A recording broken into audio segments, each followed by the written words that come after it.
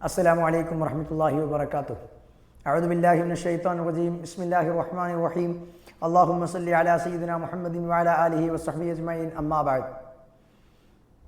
പ്രിയപ്പെട്ട അൽ ബയാൻ ദർശനങ്ങളെ, ഇനി നമുക്ക് പറയാനുള്ളത് ഹദീസിലെ 15ാമത്തെ ഹദീസാണ്. ഹദീസിൻ്റെ കിതാബിലെ 15ാമത്തെ ഹദീസാണ് പറയാനുള്ളത്. മഹാനായ ഇമാം അബൂ ഹുറൈറ റളിയല്ലാഹു അൻഹു റിപ്പോർട്ട് ചെയ്ത ഹദീസാണ്. അൻ അബീ ഹുറൈറ റളിയല്ലാഹു അൻഹു അന്ന റസൂലുള്ളാഹി സ്വല്ലല്ലാഹു അലൈഹി വസല്ലം ഖാൽ, പ്രവാചകർ സ്വല്ലല്ലാഹു അലൈഹി വസല്ലം തങ്ങൾ ഒരിക്കൽ പറയുകയുണ്ടായി, മൻ കാന യുഅ്മിനു ബില്ലാഹി വൽ യൗമിൽ ആഖിർ ഫൽയഖുൽ ഖൈറൻ ഔ ലിയസ്മുത് വമൻ കാന യുഅ്മിനു ബില്ലാഹി വൽ യൗമിൽ ആഖിർ ഫൽയുക്രിം ജാറഹു വമൻ കാന യുഅ്മിനു ബില്ലാഹി വൽ യൗമിൽ ആഖിർ ഫൽയുക്രിം ദൈഫഹു.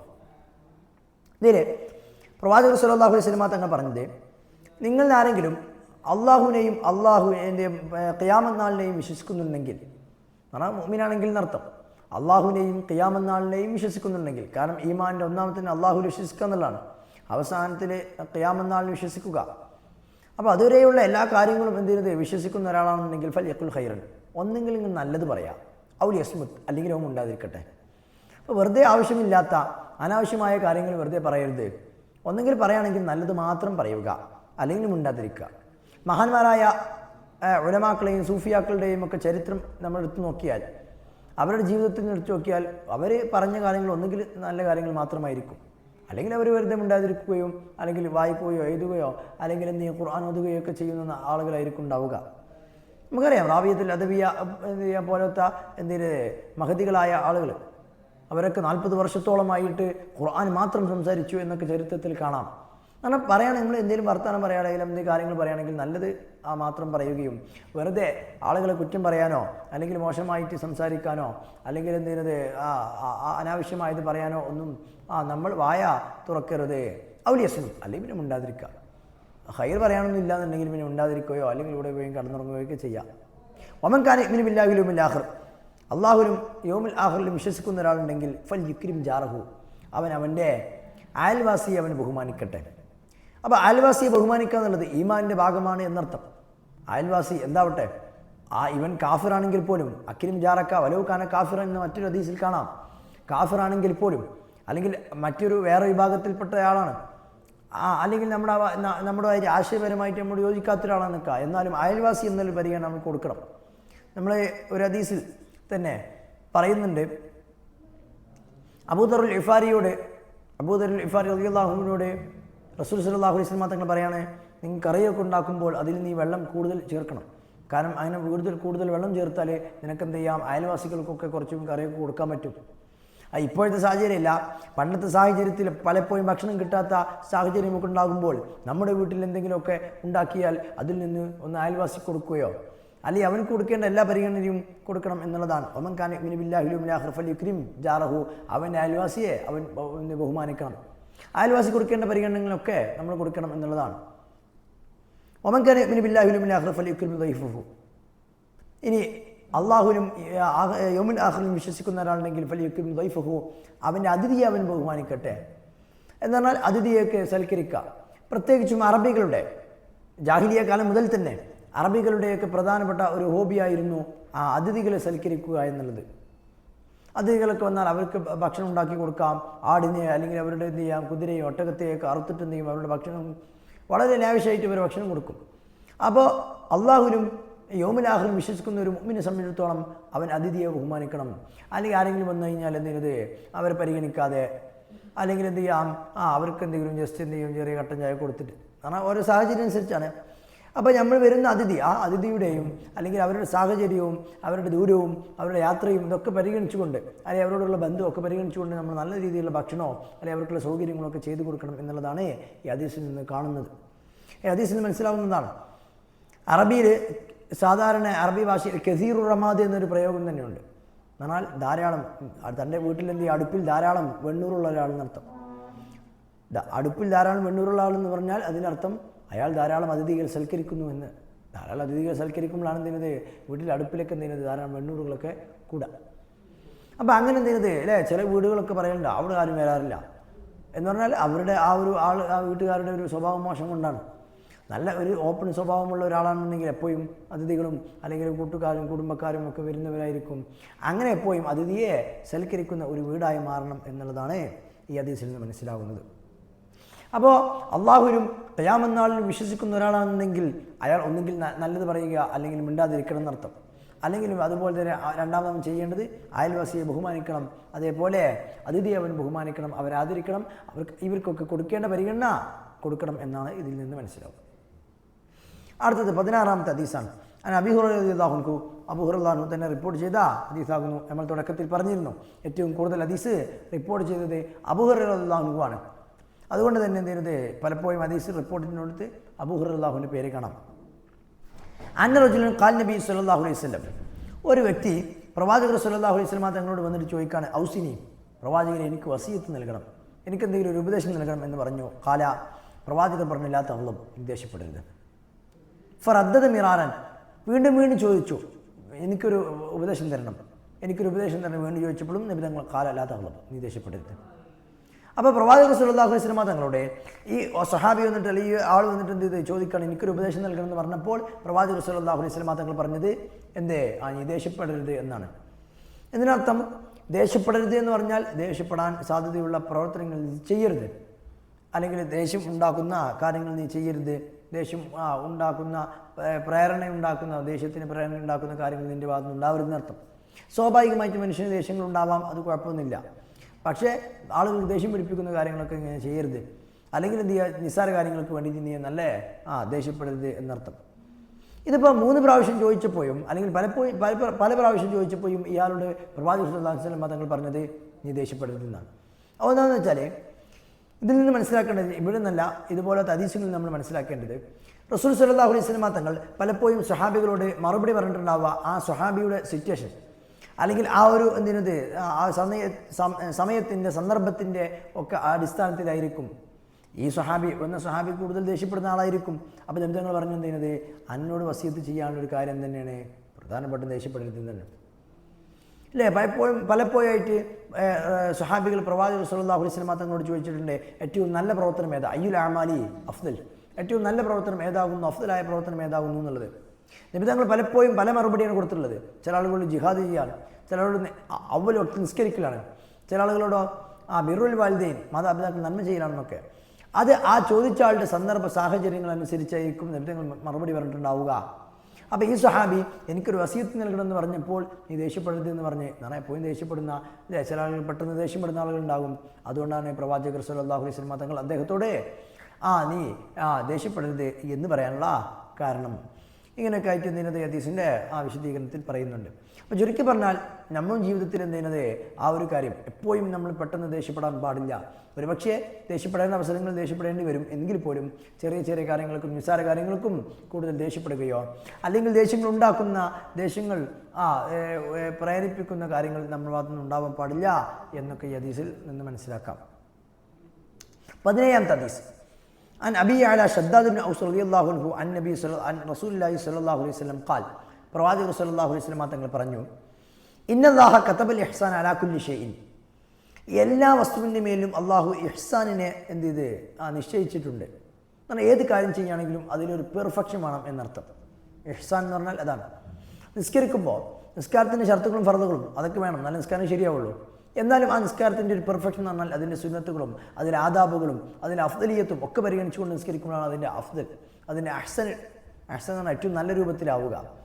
അപ്പോൾ അള്ളാഹു സുബ്ഹാനഹു വ തആല എല്ലാ കാര്യത്തിനും അതിൻ്റെ ഒരു പെർഫെക്ഷൻ അള്ളാഹു നിശ്ചയിച്ചിട്ടുണ്ട്. ഭക്ഷണം കഴിക്കുമ്പോൾ എങ്ങനെ തിന്നാലും വയറ് നിറയും അല്ലേ. ഹോട്ടലുകളൊക്കെ പോയി കഴിഞ്ഞാൽ പല രീതിയിൽ ഭക്ഷണം കഴിക്കുന്ന ആളുകൾ കാണാം. എല്ലാവരും ഹോട്ടലിൽ നിന്ന് പുറത്തിറങ്ങുമ്പോഴേക്കും വയറ് നിറഞ്ഞിട്ടുണ്ടാവും. പക്ഷേ അതിന് മര്യാദ ഉണ്ട്, എന്നാൽ അതിൻ്റെ ഒരു പെർഫെക്ഷൻ ഉണ്ട്. എങ്ങനെ ബിസ്മി ചൊല്ലുക, അതിനെ വൃത്തിയായി തിന്നുക, എന്ത് ചെയ്യും പാത്രങ്ങളൊക്കെ വടിച്ച് അല്ലെങ്കിൽ എടുത്ത് തിന്നുക, ഇങ്ങനെ കുറേ മര്യാദകളൊക്കെ ഉണ്ട്. ഏത് കാര്യത്തിനും ഒരു പെർഫെക്ഷൻ അള്ളാഹു എന്ത് ചെയ്തിട്ടുണ്ട്, നിശ്ചയിച്ചിട്ടുണ്ട്. ഫൈദ ഖത്തൽതും, നിങ്ങൾ ഒരു ജീവി അറക്കുകയാണെങ്കിൽ പോലും, എന്നാൽ നമ്മൾ കോഴി അല്ലെങ്കിൽ പോത്തിനൊക്കെ അറക്കാം, ഇങ്ങനെ അറക്കുകയാണെങ്കിൽ പോലും ഫഹ്സിനുൽ ഖിത്ല, ആ അറിവിനെ നിങ്ങൾ എന്ത് ചെയ്യണം, ഉഷാറാക്കണം, പെർഫെക്ഷൻ ആക്കണം എന്നാണ്. ഏതായാലും കോഴിനെ ഇറക്കല്ലേ അല്ലെങ്കിൽ പോത്തിനെ ഇറക്കല്ലേ എന്ന് വിചാരിച്ചിട്ട് എന്ത് ചെയ്യാം, ആ പോത്തിനെ എന്ത് ചെയ്യാം, വെറുതെ തള്ളിടുക അല്ലെങ്കിൽ അതിനെ വെറുതെ അടിക്കുക, പിന്നെ അതിനെ വെറുതെ മുറിവാക്കുക, കോഴിനൊക്കെ എന്ത് ചെയ്യാം കഴുത്ത് നെരുക്കി പിടിച്ച് കൊല്ലുക അല്ലേ. നമ്മൾ അറക്കുന്ന സമയത്ത് അവസാനമായിട്ട് ആ ഒരു ജീവിക്ക് വെള്ളം കൊടുക്കണം. അതേപോലെ തന്നെ കോഴിക്കൊക്കെ വെള്ളം കൊടുക്കുക. അതേപോലെ തന്നെ എന്ത് ചെയ്യുന്നത്, അറക്കുന്ന സമയത്ത് നമ്മൾ പാലിക്കേണ്ട കുറേ മര്യാദകളൊക്കെ ഉണ്ട്. എന്ന് പറഞ്ഞാൽ ഫൈദാ ദബഹത്തും, ബാക്കി പറയാം, വൈദാ ദബഹത്തും, നിങ്ങളൊരു ജീവി അറുക്കുകയാണെന്നെങ്കിൽ ഫഹ്സിൻ ദബഹ, ഫഹ്സിൻ ദിബ്ഹ, ആ അറുക്കൽ എന്ത് ചെയ്യണം, ഒന്ന് ഉഷാറാക്കണം എന്നുള്ളതാണ്. ഫൽ യുഹിദ് അഹദക്കും ഷഫറതഹു, എന്നാൽ ആരെങ്കിലും അറുക്കുമ്പോൾ അവൻ്റെ കത്തി എന്ത് ചെയ്യുന്ന നല്ല മൂർച്ച കൂട്ടട്ടെ. എന്നാൽ മൂർച്ചയില്ലാത്ത കത്തിയാണെങ്കിൽ എന്ത് ചെയ്യാം, നമ്മൾ അറുക്കുമ്പോൾ വളരെ സാവധാനം മുറിയുള്ളൂ. അപ്പോൾ അത്രത്തോളം ആ ജീവി വേദന സഹിക്കണം. അതുകൊണ്ട് നല്ല മൂർച്ചയുള്ള കത്തി കൊണ്ട് എന്ത് ചെയ്യുന്നത്, അറുക്കണം എന്നുള്ളതാണ്. പെട്ടെന്ന് എന്ത് ചെയ്യാം, അറുക്കണം. വൽ യുരിഹ് ദബീഹത്തഹു, അറക്കപ്പെടുന്ന ജീവിക്ക് ഒരു റാഹത്ത്, ഒരു സമാധാനം കൊടുക്കട്ടെ. ഏതായാലും ഇറക്കല്ലെന്ന് വിചാരിച്ചിട്ട് എന്ത് ചെയ്യുക, ഒന്ന് കുത്തുക, അല്ലെങ്കിൽ വെല്ലെങ്ങനെ ഇറക്കുക, സ്ലോ മോഷൻ ഇങ്ങനെ വെല്ലെങ്ങനെ ഇറക്കുക പറ്റുമോ? ഇല്ല. അത്രത്തോളം ആ ജീവി ഇങ്ങനെ വേദന സഹിക്കട്ടെ എന്ന്. മാത്രമല്ല, ഒരു ജീവി അറുക്കുമ്പോൾ ആ ജീവി അറുക്കപ്പെടുന്ന ജീവിയുടെ വേദന അറുക്കുന്ന ആളുടെയും അല്ലെങ്കിൽ കാണുന്ന ആളുടെയും മനസ്സിലുണ്ടാവണം എന്നാണ്. അത്രത്തോളം ആ വേദനയോടുകൂടെയാണ് എന്ത് ചെയ്യാം, നമ്മൾ അറുക്കേണ്ടത് എന്നാണ്. അപ്പോൾ അതിനു വേണ്ടിയിട്ട് ആ അറുക്കപ്പെടുന്ന ജീവിയോട് പോലും നമ്മൾ എന്ത് ചെയ്യണം, ഒരു കരുണ കാണിക്കണം, വെള്ളം കൊടുത്തിട്ട്. മാത്രമല്ല, ഒരു ജീവിയെ അറുക്കുന്നത് മറ്റു ജീവികൾക്ക് കാണിക്കാൻ പാടില്ല എന്നൊക്കെയാണ്. കാരണം അടുത്തത് ഞാൻ അറുക്കപ്പെടാൻ പോകുന്നു എന്ന ഒരു വിഷമമൊക്കെ ആ ജീവിക്ക് ഉണ്ടാവുമല്ലോ. അപ്പോൾ അതൊന്നും ഇല്ലാതിരിക്കാൻ മാത്രമല്ല, നല്ല മൂർച്ചയുള്ള കത്തി കൊണ്ട് അറുക്കണം. കാരണം എന്നാൽ എന്തേ ഉള്ളൂ, പെട്ടെന്ന് അറിവ് സംഭവിക്കുള്ളൂ. പെട്ടെന്ന് അറുത്താലേ ആ ജീവി പെട്ടെന്ന് എന്ത് ചാവുകയുള്ളൂ, മരിക്കുകയുള്ളൂ. അപ്പോൾ അതുകൊണ്ട് തന്നെ എന്ത് ചെയ്യുന്നത്, മാത്രമല്ല നമ്മുടെ ഉലമാക്കളൊക്കെ ചർച്ച ചെയ്യുന്നത്, കിതാബുകളൊക്കെ കാണാം, നമുക്ക് വിശദമായ ഹദീസിൻ്റെ ശറഹുകളൊക്കെ കാണാം. ഒരു ജീവി അറുക്കുകയാണെങ്കിൽ ആ ജീവി അള്ളാഹുവിനെ തസ്ബീഹ് ചൊല്ലുന്നുണ്ടല്ലോ ഈ ഭൂമിയിൽ വെച്ചിട്ട്. ഒരു മരം വെട്ടുകയാണെങ്കിൽ ആ മരം, ആ സസ്യം ലോകത്ത് അള്ളാഹുവിന് വേണ്ടി തസ്ബീഹ് ചൊല്ലുന്നു. ആ മരം വെട്ടുമ്പോൾ അല്ലെങ്കിൽ ഒരു ജീവനെ അറുക്കുമ്പോൾ ആ ജീവിയുടെ തസ്ബീഹ് പോലും നമ്മൾ ചെല്ലണം എന്നുള്ളതാണ് എന്തിനത് ഉലമാക്കൾ ചർച്ച ചെയ്യുന്നത്. ഒരു മരം വെട്ടുമ്പോൾ ആ മരം ഒരു ദിവസം എത്ര തസ്ബീഹ് ചെല്ലുന്നുണ്ട്, അല്ലെങ്കിൽ എത്രത്തോളം അള്ളാഹുവിന് ഇബാദത്ത് നൽകുന്നുണ്ട്, ആ ഇബാദത്തൊക്കെ വെട്ടുന്നത് നമ്മൾ എന്ത് ചെയ്യണം, പകരം ചെയ്യണം എന്നുള്ളതാണ് ഉലമാക്കൾ ചർച്ച ചെയ്യുന്നത് എന്നാണ്. ഏതായാലും ഇതിൽ പറഞ്ഞത്, നമ്മൾ ഏത് കാര്യം ചെയ്യുകയാണെങ്കിലും അതിലൊരു പെർഫെക്ഷൻ ഉണ്ടായിരിക്കും എന്നുള്ളതാണ് മൊത്തത്തിൽ പറഞ്ഞെന്നുള്ളൂ. അതിലുദാഹരണമായിട്ട് പറഞ്ഞു, ഈവൻ നമ്മൾ ഒരു ജീവി അറക്കുകയാണെങ്കിൽ പോലും അതിലുള്ള എല്ലാ പെർഫെക്ഷനോടുകൂടെ ആ ഒരു ജീവിയോട് ഏറ്റവും രീതിയിൽ കരുണ കാണിക്കാൻ പറ്റുന്ന രീതിയിൽ കാണിച്ചുകൊണ്ടായിരിക്കണം അതിനറുക്കേണ്ടത് എന്നാവുന്നു.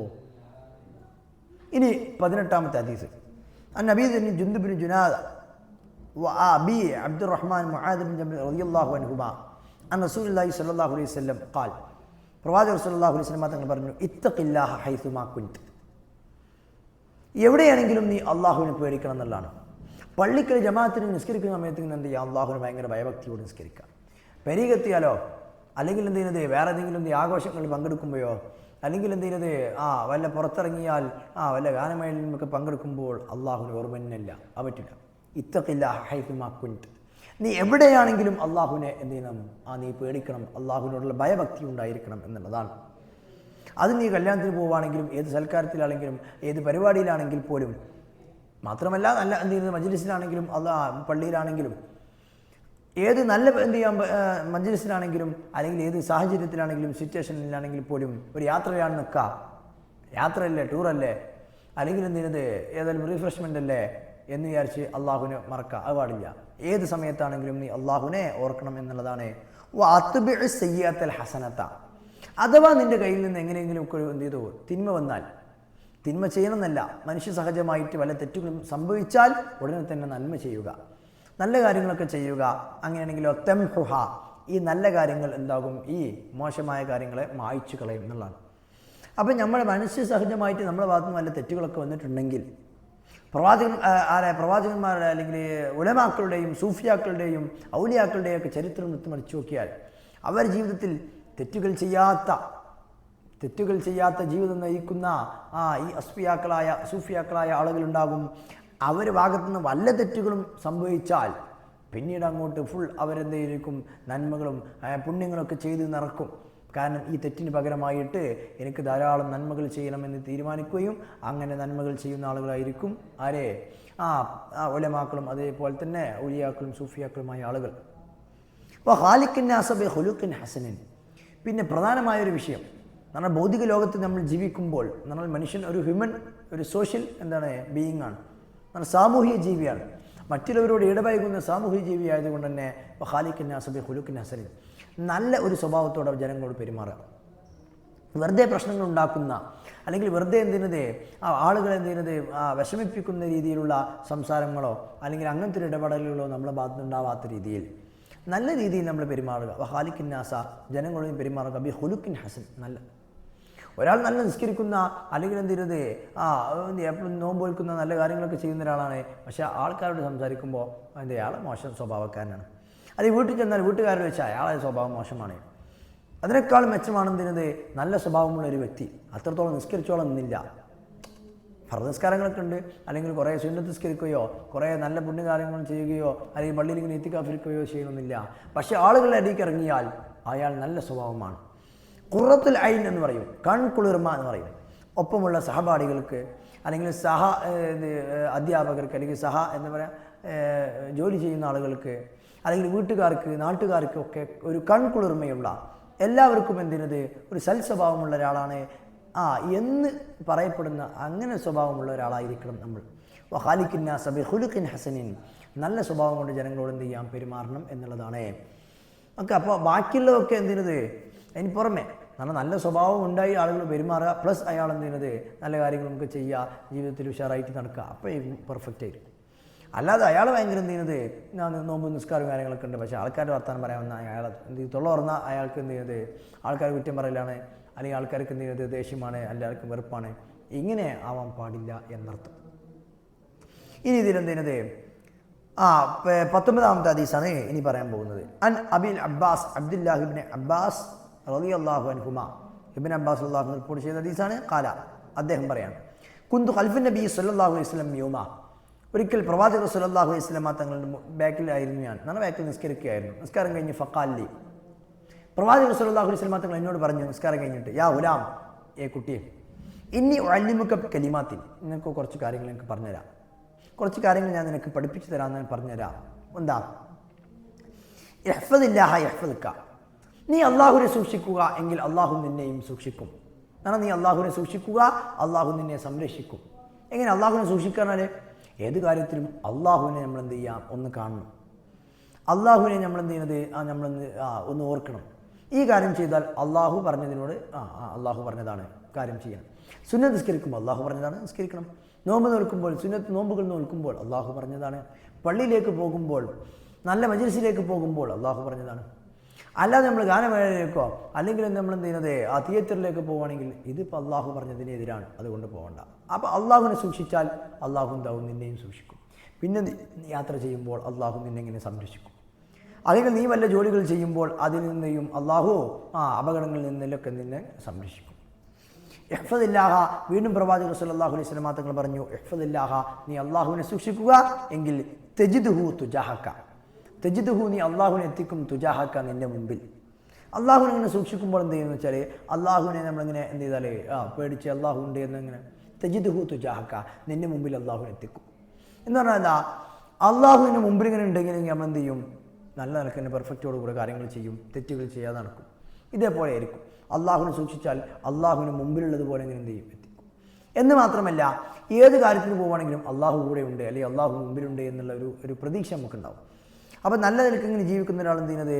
അവൻ യാത്ര ചെയ്യുമ്പോൾ പേടിയൊന്നുമില്ല. അവൻ രാത്രി ഒറ്റയ്ക്ക് ഒരിടത്ത് ഇങ്ങനെ നിൽക്കാൻ നിൽക്കുക, ഒരു വീട്ടിൽ താമസിക്കാൻ നിൽക്കുക, പേടിയില്ല. കാരണം തജിദ്ഹു തുജാഹക, നിന്റെ മുമ്പിൽ അള്ളാഹുവിനെ ഇങ്ങനെ അവൻ കാണും.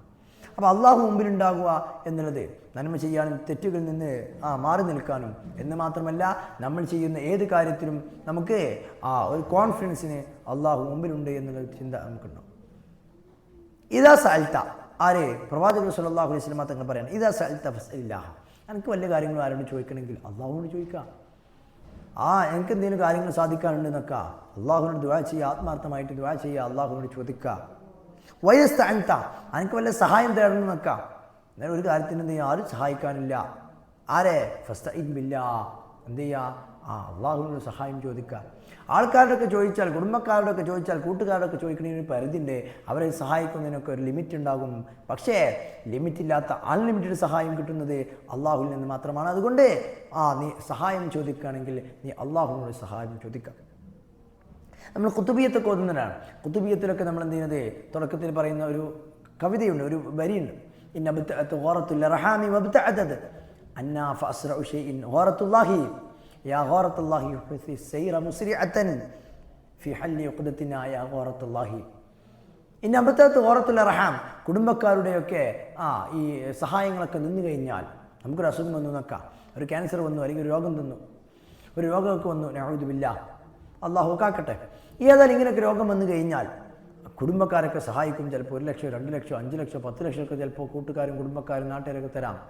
ഇനിയും അയാൾക്ക് ആ പൈസയൊന്നും തികയുന്നില്ല എന്നുണ്ടെങ്കിൽ പിന്നെ നാട്ടുകാരും ഒക്കെ നിർത്തിവെക്കും, മതി, ഇനിയിപ്പോൾ അവർ സഹായിച്ചിട്ട് കാര്യമില്ല, അല്ലെങ്കിൽ സഹായിക്കാൻ നമ്മളെ കൊണ്ട് കഴിയൂല എന്ന് പറയും. അപ്പോൾ ഇന്നബ്തഅത് ഗോറത്തുൽ റഹാം, കുടുംബക്കാരുടെയൊക്കെ കൂട്ടുകുടുംബക്കാരുടെയൊക്കെ സഹായങ്ങൾക്ക് നിലച്ചുപോയാൽ വബ്തഅദത്, അതൊക്കെ വിദൂരത്തായി കഴിഞ്ഞാൽ, കൂട്ടുകുടുംബക്കാരുടെയൊക്കെ സഹായങ്ങൾ വിദൂരത്തായി കഴിഞ്ഞാൽ ഫഅസ്റഉ ഷൈഇൻ, അപ്പോൾ ഓടി വരും ഗോറത്തുല്ലാഹി, അള്ളാഹുവിൻ്റെ സഹായം. പിന്നെ ഇപ്പോൾ ആകെ ഒരു ഓപ്ഷൻ എന്ത് മാത്രമേ ഉള്ളൂ? അള്ളാഹുവിലേക്ക് കരങ്ങൾ ഉയർത്തി പ്രാർത്ഥിക്കുക, അള്ളാഹുവേ, ഒന്നെങ്കിൽ ഈ അസുഖം കൊണ്ട് നീ അള്ളാഹുവെ വേമരിപ്പിക്കണേ, അള്ളാഹുവിലേക്ക് കൊണ്ടുപോകാ, അല്ലെങ്കിൽ അള്ളാഹുവെ ഈ അസുഖം പെട്ടെന്ന് ഷിഫയാക്കി തരണമേ എന്ന്. അപ്പോൾ അള്ളാഹുവിൻ്റെ സഹായം, കുടുംബക്കാരുടെയും കൂട്ടുകാരുടെയൊക്കെ സഹായം വളരെ കുറവായിരിക്കും, കുറച്ച് ലിമിറ്റഡ് ആയിരിക്കും. അതന്നെ ഏതാനും കുടുംബങ്ങൾ മാത്രം. ഏതായാലും ആ കുടുംബത്തിൻ്റെയൊക്കെ ഈ സഹായങ്ങളൊക്കെ അറ്റുപോയാൽ ഫഅസ്റഉ ഷൈഇൻ ഗോറത്തുല്ലാഹി, അള്ളാഹുവിൻ്റെ സഹായം മാത്രമാണ് പെട്ടെന്ന് വരുന്നത്. യാ ഗോറത്തുല്ലാഹി ഹുസ്നി സൈറ മുസ്രിഅതൻ, അള്ളാഹുവിൻ്റെ സഹായമേ ഓടി വരൂ, ഓടി വരൂ. ഫി ഹല്ലി ഉഖ്ദത്തിനാ, ഞാനൊരു പ്രശ്നത്തിലാണ്, പ്രയാസത്തിനാണ്, ആ പ്രയാസത്തെ പരിഹരിക്കാൻ യാ ഗോറത്തുല്ലാഹി, അള്ളാഹുവിൻ്റെ സഹായമേ ഓടി വരൂ എന്നൊക്കെ പറയുന്നു. അപ്പോൾ നമ്മൾ പറഞ്ഞത്, ഈ ഹദീസിൽ പറഞ്ഞത് ഇതിന് സമാനമായ അർത്ഥമാണ്. കാരണം നീ ചോദിക്കുകയാണെങ്കിൽ, വല്ല സഹായം ചോദിക്കണമെങ്കിൽ അള്ളാഹുവിനോട് ചോദിച്ചോളൂ എന്നാണ്. ഇനി ഇത് വെച്ചിട്ട് എന്ത് ചെയ്യുന്നത്, വഹാബികൾ അല്ലെങ്കിൽ മുജാഹിദുകാരൊക്കെ എന്ത് ചെയ്യും, മറ്റുള്ളവരോട് സഹായം തേടാൻ പാടില്ല, അള്ളാഹുവിനോട് മാത്രമാണെന്നൊക്കെ പറയും. അത് നമ്മൾ വിശദമായി ചർച്ച ചെയ്യാനുള്ളതാണ്. നമ്മൾ ഖുർആൻ്റെ ക്ലാസ്സിൽ നമ്മൾ പറഞ്ഞിരുന്നു, ഇയ്യാക നഅ്ബുദു വ ഇയ്യാക നസ്തഈൻ എന്ന ആയത്തിൻ്റെ തഫ്സീറിൽ നമ്മൾ പറഞ്ഞിരുന്നു. വിശദമായി ചർച്ച ചെയ്യാനുള്ളതാണ്. കാരണം ഔലിയാക്കളോടും ഉലമാക്കളോടുമൊക്കെ നമ്മൾ എന്ത് ചെയ്യുന്നത്, തവസ്സുലാക്കി ഇസ്തിഗാസ ചെയ്തൊക്കെ ദുആ ചെയ്യുന്നതിന് പ്രത്യേകം തെളിവുകളും അതിനുള്ള അടിസ്ഥാനമൊക്കെ ഇസ്ലാമിൽ ഉണ്ട്. വിശദമായി ചർച്ച ചെയ്യാനുള്ളതാണ്. വഅലം, ഇനി ആരെയും പ്രവാചകർ സ്വല്ലല്ലാഹു അലൈഹി വസല്ലം തങ്ങൾ ഇബ്നു അബ്ബാസ് റളിയല്ലാഹുവിനോട് പറയാണ്, വഅലം, നീ മനസ്സിലാക്കണം, അന്നൽ ഉമ്മ, ഈ സമൂഹം മുഴുവൻ, ലബിജിത്തമഅത് അലാ അൻ യൻഫഉക ബിശൈഇൻ, അവരൊക്കെ ഒരുമിച്ച് കൂടി അനക്കൊരു ഉപകാരം ചെയ്യണമെന്ന് അവർ ഒരുമിച്ച് കൂടി നിൽക്കുക, ലം യൻഫഉക ഇല്ലാ ബിശൈഇൻ ഖദ് കതബഹുല്ലാഹു ലക, അള്ളാഹു നിനക്ക് നിശ്ചയിച്ചതല്ലാത്ത മറ്റൊരു കാര്യവും അവനക്ക് ചെയ്യാൻ കഴിയില്ല. അള്ളാഹു നിശ്ചയിച്ചിട്ടുണ്ട് നിൽക്കുക, ഇവനക്ക് നേരം ഇത്ര, ഇപ്പോൾ 30-30 വയസ്സിൽ അല്ലെങ്കിൽ 40-ാമത്തെ വയസ്സിൽ ഇവന് മരിക്കണമെന്ന് അള്ളാഹു നിശ്ചയിച്ചു നിൽക്കുക. എങ്കിൽ ലോകത്തെ ജനങ്ങൾ മുഴുവൻ ഒരുമിച്ച് കൂടിയിട്ടും കാര്യമില്ല, ഇവനെ സംരക്ഷിക്കാൻ വേണ്ടിയിട്ട് 500, 1000, 5000 പട്ടാളക്കാരെ നിശ്ചയിച്ചിട്ടും കാര്യമില്ല, 40-ാമത്തെ വയസ്സിലോ മരിക്കും. വൈനിജിത്തമഉ അലാ അൻ യദുറൂക, ഇവനെ കൊല്ലണമെന്ന് ലോകം മുഴുവൻ എന്ത് ചെയ്തു, ഇയാളെ കൊല്ലണമെന്ന് തീരുമാനിച്ചാൽ, അലാ അൻ യദുറൂക ബിശൈഇൻ, വല്ല കാര്യവും വല്ല ബുദ്ധിമുട്ട് നിനക്ക് തരണമെന്ന് ലോകം മുഴുവൻ ആളുകളൊക്കെ ഒരുമിച്ച് കൂടി നിൽക്കുക, ലം യദുറൂക ഇല്ലാ ബിശൈഇൻ ഖദ് കതബഹുല്ലാഹു അലൈക, നിനക്ക് അള്ളാഹു നിശ്ചയിച്ചൊരു കാര്യം ഉണ്ടാവും, ആ ഒരു കാര്യം അല്ലാത്ത വേറെ ഒന്നും എന്താവില്ല അവർക്ക് ബുദ്ധിമുട്ടാക്കാൻ കഴിയൂല. അള്ളാഹു നിനക്ക് 63 വയസ്സ് വരെ 70 വയസ്സ് വരെ ജീവിക്കാൻ ദീർഘായുസ് നൽകിയിട്ടുണ്ടെങ്കിൽ 40-ാമത്തെ വയസ്സിലോ 50-ാമത്തെ വയസ്സിലോ ലോകം മുഴുവൻ നിന്നെ കൊല്ലാൻ ഉതിർന്നാലും എന്താവില്ല, അതേ സംഭവിക്കുകയില്ല എന്നുള്ളതാണ്. റുഫിഅത്തിൽ അഖ്ലാം, പേനകൾ ഉയർത്തപ്പെട്ടു, വജഫത്തി സുഹ്ഫു, ഈ ഏടുകളൊക്കെ എന്ത് ചെയ്തു, ഉണങ്ങിയിട്ടുണ്ട്. എന്നാൽ പണ്ടൊക്കെ നമ്മൾ മഷീൻ മുക്കിയിട്ടാണ് എഴുതിണ്ടാവുക, മഷീൻ ഇങ്ങനെ മുക്കിയിട്ട് ഇങ്ങനെ എഴുതി കഴിഞ്ഞത് കുറച്ച് കഴിഞ്ഞാൽ നമ്മൾ പേനെടുത്ത് വെക്കും, ഈ ഏടൊക്കെ എന്തെങ്കിലും ഉണങ്ങിയിട്ടുണ്ടാവും, പിന്നെ പൈൽ തിരുത്താൻ പറ്റില്ല. നമ്മളിപ്പോൾ ഈ നിലവിലെ സാഹചര്യ പ്രകാരം ടൈപ്പ് ചെയ്യുന്ന പോലെയല്ല, ടൈപ്പ് ചെയ്താൽ ഇങ്ങനെ ടൈപ്പ് ചെയ്ത് അത് നേരം എന്ത് ചെയ്യാം, അത് ഡിലീറ്റ് ചെയ്യാം, പേസ്റ്റ് ചെയ്യാം, കോപ്പി ചെയ്യാം, അതൊക്കെ ചെയ്യാം. പക്ഷേ പണ്ട് നമ്മൾ എന്ത് ചെയ്യുന്നത്, പേപ്പറിൽ എഴുതുന്നത്. അപ്പോൾ ഇതൊരു പ്രയോഗമാണ്, അറബിയിലുള്ള ഒരു പ്രയോഗമാണ്. എന്ന് പറഞ്ഞാൽ അത് എന്ത് ചെയ്ത് പേനകളൊക്കെ എടുത്ത് വിട്ടു, അതേപോലെ തന്നെ കിതാബുകളൊക്കെ പൂട്ടപ്പെട്ടു, അല്ലെങ്കിൽ അതൊക്കെ ഉണങ്ങി, ഇനി പൈൽ തിരുത്താൻ പറ്റൂല. എന്നാൽ ഒരു മനുഷ്യനെ തന്നെ നമ്മൾ നേരത്തെ ഒരു ഹദീസിൽ പഠിച്ചു, ആ മനുഷ്യൻ ഉമ്മയുടെ ഗർഭാശയത്തിലാകുമ്പോൾ തന്നെ അള്ളാഹു എഴുതി വെച്ചിട്ടുണ്ടാവും കൃത്യമായിട്ടും എന്തൊക്കെ കാര്യങ്ങൾ അവൻ ചെയ്യേണ്ടത്, എന്തൊക്കെ ഉപകാരങ്ങൾ അവനക്ക് ഉണ്ടാവുക, എന്തൊക്കെ ഉപദ്രവങ്ങൾ അവനക്ക് കിട്ടുക, ഈ രീതിയിലൊക്കെ എന്ത് ചെയ്യുന്നത് കൃത്യമായിട്ടും എഴുതി വെച്ചിട്ടുണ്ടാവും. അത് ഏത് വെച്ചാൽ അതേപോലെ തന്നെ ആയിരിക്കും ദുനിയാവിൽ വെച്ച് സംഭവിക്കുക എന്നുള്ളതാണ്. അല്ലാതെ ലോകം മൊത്തം പരിശ്രമിച്ചൊന്നും കാര്യമില്ല, ആ ഖദർ ഖലാഇനെ മാറ്റാൻ സാധിക്കുകയില്ല. റുഫിയത്തിൽ അക്ലാമു എന്ന് പറഞ്ഞാൽ പേനകൾ ഉയർത്തപ്പെട്ടു എന്ന് പറഞ്ഞാൽ പിന്നെ ആ പേന എന്ത് ചെയ്യുക എടുത്താണ് മാറ്റിയിടുകയില്ല. അപ്പോൾ ജഫത്തി സുഹ്ഫു ഏടുകളൊക്കെ എന്ത് ചെയ്യുക ഉണങ്ങിയിട്ടുണ്ട് എന്ന് പറഞ്ഞാൽ അതിൽ നിന്ന് തിരുത്തലുകൾ ഉണ്ടാവുകയില്ല എന്ന്. റവാഹു തുർമിദി, ഇമാം തുർമിദി റിപ്പോർട്ട് ചെയ്ത ഹദീസാണിത്. ഹദീസുൻ ഹസൻ സഹീഹാണ്. വഫീ റിവായത്തിൻ വൽ തുർമിദി, തുർമുദി ഇമാമല്ല അല്ലാത്ത മറ്റു ആളുകൾ റിപ്പോർട്ട് ചെയ്ത ഹദീസിൽ ഇങ്ങനെയുണ്ട്: ഇഹ്ഫദില്ലാഹ തജിദുഹു അമാമക്ക.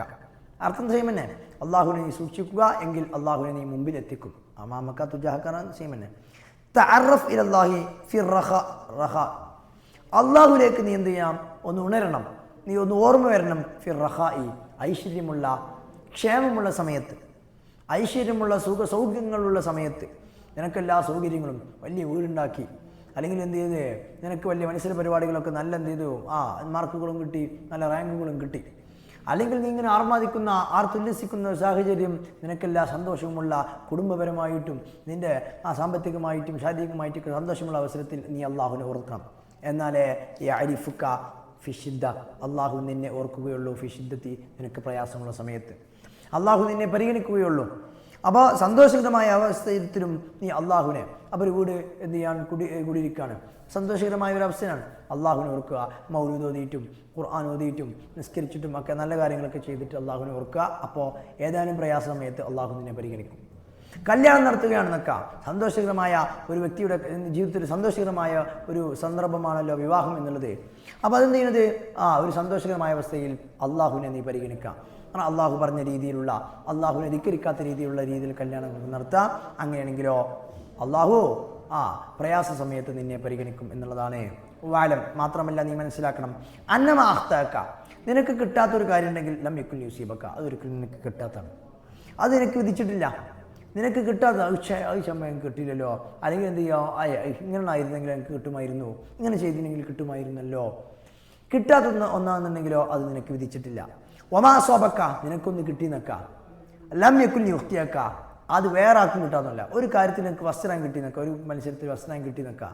ആ ഫസ്റ്റ് റാങ്ക് നിനക്ക് കിട്ടിയിട്ടുണ്ടെങ്കിൽ അതൊരിക്കലും നീ അല്ലാത്തവർക്ക് കിട്ടാനുള്ളതല്ല, അത് നിനക്ക് തന്നെ ഉള്ളതാണ്. നിനക്കൊരിക്കലും പേക്കാനുള്ളതായിരുന്നു. അല്ലെങ്കിൽ നിനക്കൊരു പ്രയാസം നിൽക്കുക, എവിടുന്നോ എന്നൊരു കല്ലും മേത്തം ചാടി. അങ്ങനെയാണെങ്കിൽ ഭൂമിയിലെ ബാക്കി ഒരു സ്ഥലത്തും അത് പതിക്കേണ്ടതല്ല, ആ കല്ല് നിൻ്റെ മേത്ത് തന്നെ പതിക്കേണ്ടതാണ്. അതൊരിക്കലും അത് നിനക്ക് പേക്കാനുള്ളതായിരുന്നില്ല, നിൻ്റെ ശരീരത്തിൽ തന്നെ അത് എത്താനുള്ളതായിരുന്നു. ഇതൊക്കെ എന്ന് വെച്ചാൽ അള്ളാഹുവിൻ്റെ ഖദർ ഖലാ നേരത്തെ നിശ്ചയിച്ചിട്ടുണ്ട്. അതുമായി ബന്ധപ്പെട്ട് നമ്മൾ കഴിഞ്ഞ ക്ലാസ്സിൽ പറഞ്ഞിരുന്നു. പിന്നെ ഇപ്പോൾ നമ്മൾ പ്രവർത്തിക്കുന്നതിൻ്റെ അർത്ഥം എന്താണെന്നും നമ്മൾ ചിന്തിക്കരുത്. നമ്മൾ അള്ളാഹു പറഞ്ഞ രീതിയിൽ നമ്മൾ ജീവിക്കുക. ജീവിക്കുമ്പോൾ നമുക്ക് വരുന്നതൊക്കെ എന്താണ്, അള്ളാഹുവിൻ്റെ ഖദറാണ്, ഖലാ ആണ് എന്ന് നമ്മൾ എന്ത് ചെയ്യുക, നമ്മൾ സായുജ്യമടിയുകയും ചെയ്യുക. അപ്പോൾ നമ്മൾ എന്ത് ചെയ്യും, നല്ല കാര്യങ്ങളും കിട്ടാൻ വേണ്ടിയിട്ടൊക്കെയുള്ള ദുനിയാവും ആഖിറവും ഒക്കെ കിട്ടാൻ വേണ്ടിയിട്ടുള്ളതൊക്കെ നല്ല നമ്മൾ ചെയ്യാം. കാരണം നല്ല ദുനിയാവും നല്ല ആഖിറവും കിട്ടാൻ വേണ്ടി കാര്യങ്ങൾ ചെയ്യുക. അതിലൊരു പക്ഷേ നമുക്ക് പ്രയാസങ്ങൾ ഉണ്ടാവാം, പ്രതിസന്ധികൾ ഉണ്ടാവാം, ചിലപ്പോൾ നല്ലതും കിട്ടും, രണ്ടും ഉണ്ടാവും. ഏതായാലും എന്തിനത് രണ്ടാണെങ്കിലും അത് അള്ളാഹു വിധിച്ചതാണ് എന്ന രീതിയിൽ നമ്മൾ സായുജ്യമടയണം. വാലം അന്ന നസ്റമായ സുബരി, വിജയം കിട്ടണമെങ്കിൽ എന്താണ്, ക്ഷമ വേണം. ഏത് കാര്യത്തിലും ഒരു വിജയം കിട്ടണമെങ്കിൽ ക്ഷമ വേണ്ടി വരും. മേലേ തട്ടിലുള്ള സാധനം നമുക്ക് കിട്ടണമെങ്കിൽ ഓരോ പടികൾ ചവിട്ടി കയറേണ്ടി വരും. റോസാപ്പൂവ് നമുക്ക് കിട്ടണമെന്നുണ്ടെങ്കിൽ ആ റോസാ ചെടികൾക്കിടയിൽ പോയിട്ട് ചിലപ്പോൾ മുള്ളൊക്കെ കുത്തും. നമ്മൾ അങ്ങനെ മുള്ളൊക്കെ കുത്തിയിട്ട് ക്ഷമിച്ചിട്ടായിരിക്കും നമുക്ക് ആ റോസാപ്പൂവ് കിട്ടുക. കടലിനടിയിൽ നിന്ന് വജ്രങ്ങളും രത്നങ്ങളും നമുക്ക് എന്ത് ചെയ്യുന്നത് പെറുക്കിടക്കണമെന്നുണ്ടെങ്കിൽ കടലിനടിയിലേക്ക് നമ്മളെ ക്ഷമിച്ച് പ്രയാസങ്ങൾ സഹിച്ച് പോവേണ്ടി വരും. അന്നൽ ഫറജ മഅൽ കർബി, ഒരു പ്രയാസം ഉണ്ടാകുമ്പോഴാണ് എന്ത് ചെയ്യുന്നത്, അതിൽ നിന്നൊരു റീഫ്രഷ്മെൻറ്റ് ഉണ്ടാവുക. അതിൽ നിന്നുള്ള ഒരു ഫറജാണ്, അതിൽ നിന്നുള്ള ഒരു പ്രയാസത്തിൽ നിന്നുള്ള ഒരു ഇളവുണ്ടാവുക. കാരണം ഒരു പ്രയാസത്തിൽ നിന്ന് നമ്മൾ രക്ഷപ്പെടുമ്പോഴാണ് നമുക്ക് എന്താവുക, ഒരു സമാധാനം ഉണ്ടാവുക. ഇതിപ്പോൾ രക്ഷയാണെന്ന് മനസ്സിലാവുക ഒരു സമാധാനത്തിൽ നിന്നാണ്. അല്ലേ, നമുക്ക് ഒന്നാം റാങ്ക് കിട്ടുന്നത്, നമുക്ക് ഫസ്റ്റ് റാങ്ക് കിട്ടുന്നത് എന്തുകൊണ്ടാണ്, ബാക്കിയുള്ള ആളുകൾക്ക് ഒന്നാം റാങ്ക് കിട്ടാത്തതുകൊണ്ടാണ്. അപ്പോൾ പ്രയാസങ്ങൾ ഉണ്ടാകുമ്പോൾ ആ പ്രയാസത്തിൽ നിന്ന് രക്ഷപ്പെടുമ്പോഴാണ് നമുക്ക് എന്താവുക, ഇതൊരു സമാധാനം, റീഫ്രഷ്മെൻ്റ് ആണ്, ഇതൊരു സൊല്യൂഷനാണ് എന്ന് നമുക്ക് തോന്നുക. അപ്പോൾ ഒരു സൊല്യൂഷൻ വേണമെങ്കിൽ എന്ത് വേണം, ഒരു പ്രോബ്ലം വേണം. ആ പ്രോബ്ലത്തിൽ നിന്നായിരിക്കും നമ്മൾ എന്ത് ചെയ്യുന്നത്, രക്ഷപ്പെടുന്നത്, ഒരു സൊല്യൂഷൻ ഉണ്ടാവുക. അന്ന മഅൽ ഉസ്രി യുസ്റ, ഏത് പ്രയാസത്തിനോട് കൂടെയും യുസ്രൻ എന്തുണ്ടാകും, ഒരു സന്തോഷമുണ്ടാകും എന്നാണ്. എന്ന് മാത്രമല്ല, ഒരു പ്രയാസം എന്നാണ് നമ്മൾ തരണം ചെയ്താൽ 2 സന്തോഷം കിട്ടുമെന്നാണ് പറയാറുള്ളത്. കാരണം ഇന്ന മഅൽ ഉസ്രി യുസ്ര, ഇന്ന മഅൽ ഉസ്രി യുസ്ര അല്ലേ? അലം നശ്റഹിൽ നമ്മൾ എന്ത് ചെയ്യാൻ ഒന്നുണ്ടാവും. ഒരു പ്രയാസത്തിനോടുകൂടെ എന്ത് ചെയ്യുന്നത് ഒരു സന്തോഷം ഉണ്ടാകുന്നത് മാത്രമല്ല, ആ പ്രയാസത്തെ തരണം ചെയ്താൽ നമുക്ക് ചിലപ്പോൾ 2 സന്തോഷങ്ങളുണ്ടാവാം. ജീവിതം നമ്മൾ മറിച്ച് നോക്കുക. 25 വയസ്സ് വരെ ജീവിച്ച, 30 വയസ്സ് വരെ 60 വയസ്സ് വരെ ജീവിച്ച ഒരാൾ എന്ത് ചെയ്യാം? അയാൾ ജീവിതത്തിലെ സങ്കടങ്ങളും സന്തോഷങ്ങളും എടുത്ത് മറിച്ച് നോക്കിയാൽ സങ്കടങ്ങളോ അല്ലെങ്കിൽ പ്രയാസങ്ങളോ വളരെ കുറവായിരിക്കും. നമ്മൾ ചിരിച്ച, നമ്മൾ കരഞ്ഞ അവസരങ്ങളും എടുത്തു നോക്കിയാൽ കരഞ്ഞ അവസരങ്ങൾ വളരെ കുറവായിരിക്കും, ചിരിച്ച അവസരങ്ങൾ കൂടുതലായിരിക്കും.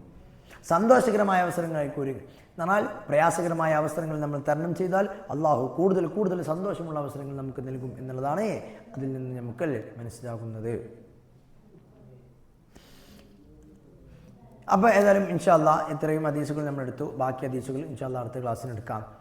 ഏതായാലും ഹദീസും അതിനുമായും ബന്ധപ്പെട്ട കുറച്ച് കാര്യങ്ങളും വിശദീകരണങ്ങളൊക്കെയാണ് ഇപ്പോൾ നമ്മൾ നൽകുന്നത്.